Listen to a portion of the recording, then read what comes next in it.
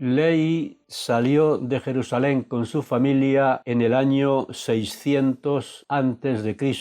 Y el libro de Tercer Nefi empieza diciendo que ya habían pasado 600 años desde que Lehi salió de Jerusalén. Eso significaba que el meridiano de los tiempos y la dispensación del Mesías estaban a punto de empezar. Y la señal del nacimiento de Cristo, de la que profetizaron Samuel el Lamanita y otros profetas, estaba a punto de cumplirse. La portada del libro de Mormón la escribió Moroni y en ella leemos que el propósito del libro de Mormón es convencer al judío y al gentil de que Jesús es el Cristo, el eterno Dios. Por tanto, el momento clave del relato del libro de Mormón sería la visita del Señor al continente americano que se describe en este libro de Tercer Nefi. Y el comienzo del camino que llevaría a esa visita es el nacimiento del Mesías en el mundo. Y leemos que Nefi, el hijo de Elamán, partió de la tierra de Zaraemla dejando a su hijo mayor, también llamado Nefi, las planchas de bronce y todos los registros y objetos sagrados que se habían conservado desde la salida de Lehi de Jerusalén. Y Nefi desapareció sin que nadie supiera dónde se fue. Y suponemos que se convertiría en un ser trasladado con poder sobre la muerte y con la misión de seguir trayendo almas a Cristo. Mientras tanto, los nefitas esperaban la confirmación del nacimiento del Mesías, y aunque empezó a haber muchas señales y milagros entre el pueblo, los incrédulos empezaron a reírse de sus hermanos que esperaban la señal anunciada por Samuel el Lamanita, diciéndoles: «Ya se ha pasado el tiempo y no se han cumplido las palabras de Samuel. Por tanto, han sido en vano vuestro gozo y vuestra fe». Y las personas que sí creyeron en las palabras de Samuel el Lamanita empezaron a preocuparse de que no se cumpliera la señal profetizada sobre el nacimiento del Mesías. Y nosotros, que también somos creyentes, pensamos que ciertamente es vana nuestra fe en el Señor y en los profetas, y es el gozo que nos produce nuestra fe una ilusión y un engaño de nuestra mente. Alguien me dijo una vez: si vuestra iglesia no fuera verdadera, ¿qué chasco os llevaríais? Aunque eso está por ver, lo importante en este asunto no es solo que la iglesia en la que estemos sea verdadera, sino que nosotros seamos verdaderos. Si nosotros somos auténticos, Dios se asegurará en el mundo de los espíritus de que no hayamos perdido nada si en verdad hemos llevado una vida coherente con nuestras convicciones. El problema no lo tienen los creyentes, sino los incrédulos, que no pueden soportar ni permitir que los demás sean creyentes. Y por eso leemos que los que no creyeron en las palabras de Samuel el Lamanita dijeron que aplicarían la pena de muerte a los creyentes si no se cumplía la señal que prometió Samuel el Lamanita de que habría un día, una noche y otro día que serían como un solo día, porque habría luz durante la noche. Y Nefi, el hijo de Nefi, se afligió mucho por estas amenazas de los incrédulos y, postrado en tierra, clamó fervorosamente a su Dios por su pueblo, porque estaban a punto de que los destruyeran por la fe que tenían. Y después de orar todo ese día, la voz del Señor vino a él y le dijo: «Alza la cabeza y sé de buen ánimo. El momento ha llegado. Esta noche se dará la señal y mañana vendré al mundo. Y de esa manera haré que se cumpla todo aquello que he mandado decir por medio de mis santos profetas. En estos versículos tenemos dos enseñanzas importantes. Primero, que, como comenté antes, los creyentes debemos ser de buen ánimo cuando nos enfrentemos a quienes pongan en duda nuestras creencias. Porque pase lo que pase y digan lo que digan los incrédulos, por supuesto que no es vana nuestra fe, ni en Dios ni en sus profetas. Y la segunda enseñanza es que algunos han usado este pasaje para sacar conclusiones sobre el momento en que el espíritu entra en el cuerpo durante los meses que el bebé está en el vientre de la madre.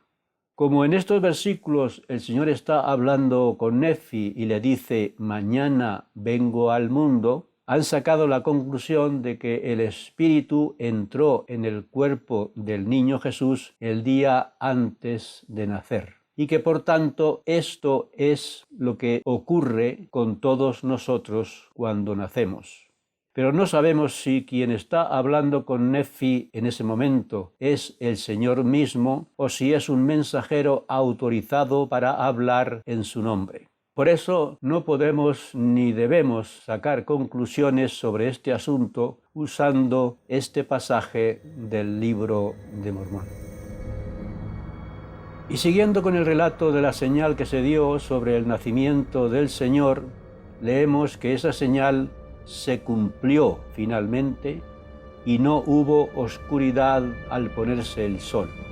Y de esa manera se frustró el plan de destrucción de los que no creían en las palabras de los profetas.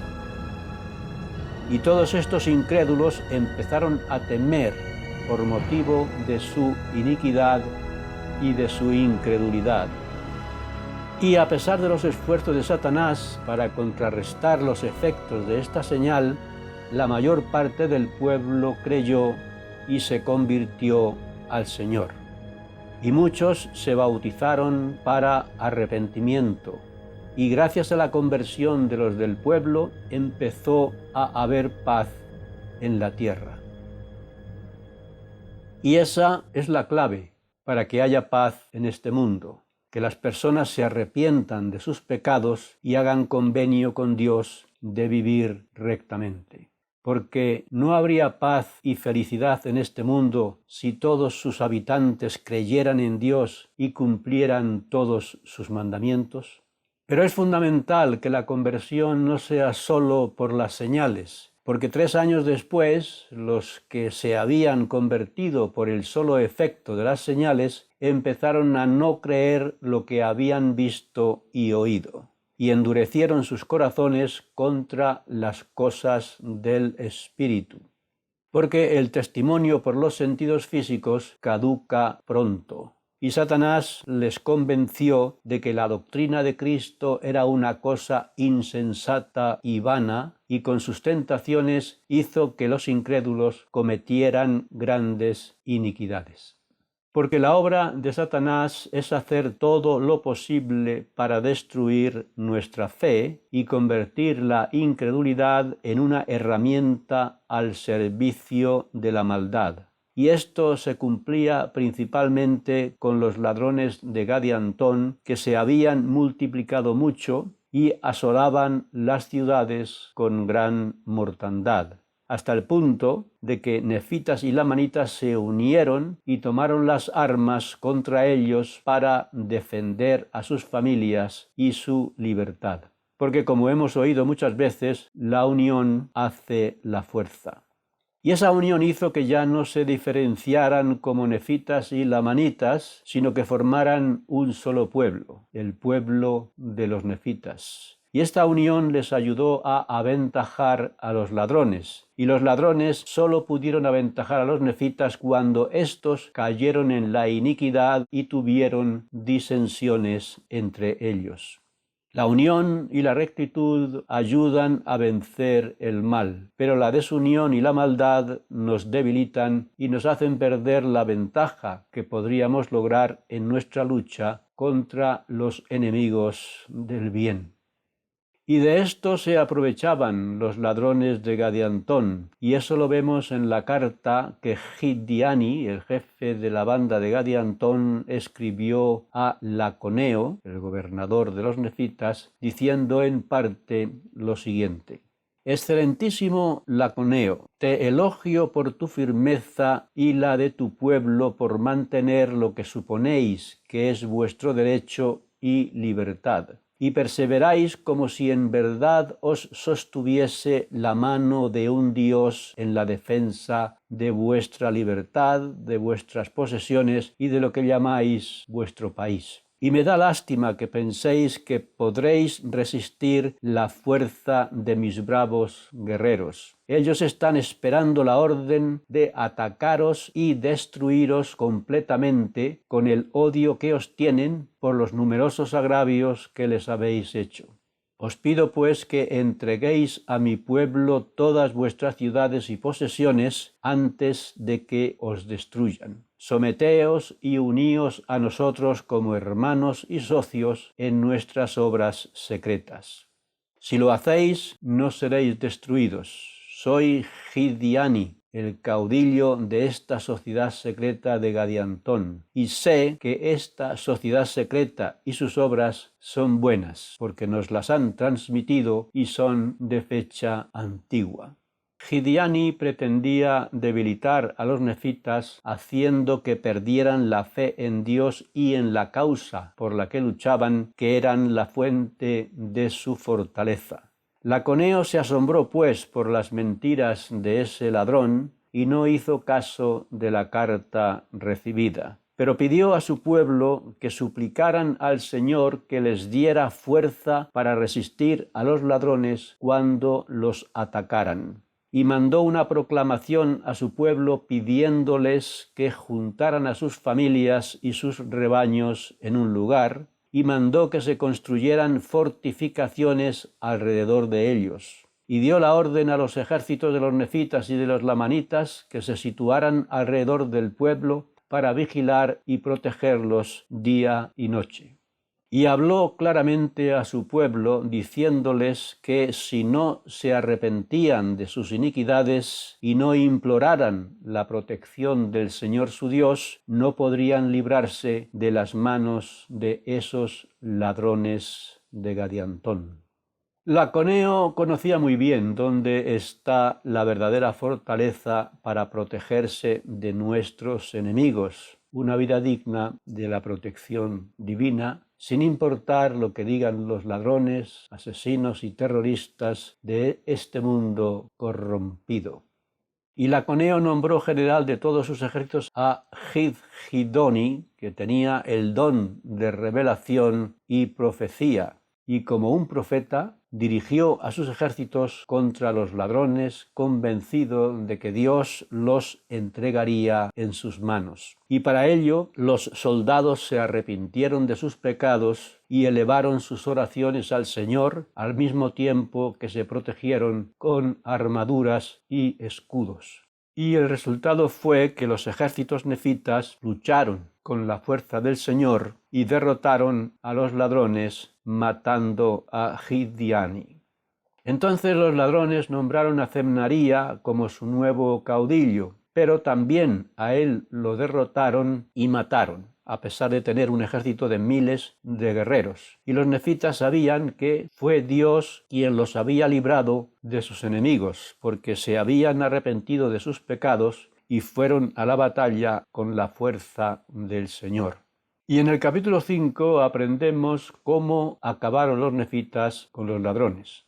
Lo que hicieron fue que, después de haber hecho prisioneros a todos ellos, los encerraron en la prisión y mandaron que se les predicara la palabra de Dios. Y cuantos se arrepintieron e hicieron un convenio de que nunca más cometerían asesinatos, los dejaron en libertad. Y a los que no quisieron hacer ese convenio, los castigaban según la ley. Y leemos lo siguiente sobre el resultado. Y así acabaron con todas aquellas inicuas, secretas y abominables combinaciones de ladrones y asesinos. Y en el capítulo 6 vemos que los nefitas viven en paz y prosperidad, pero eso duraría muy poco. Y leemos la siguiente enseñanza sobre este asunto.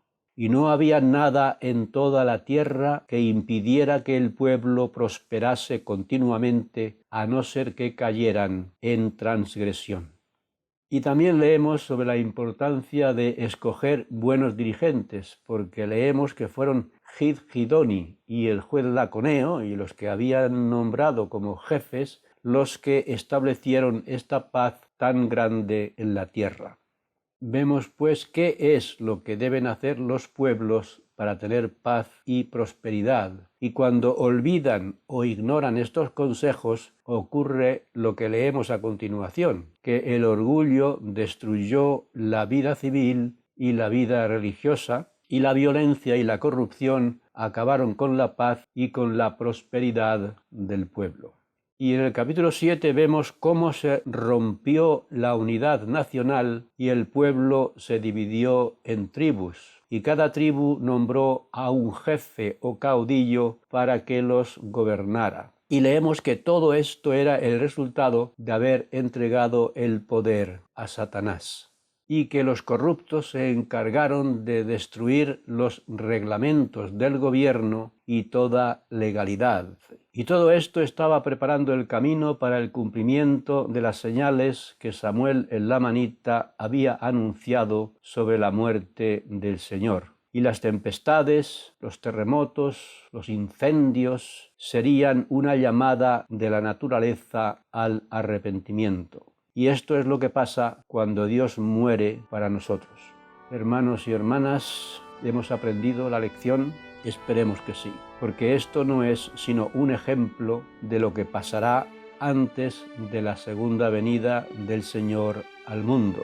Y es mi oración y deseo que cuando llegue ese momento estemos preparados.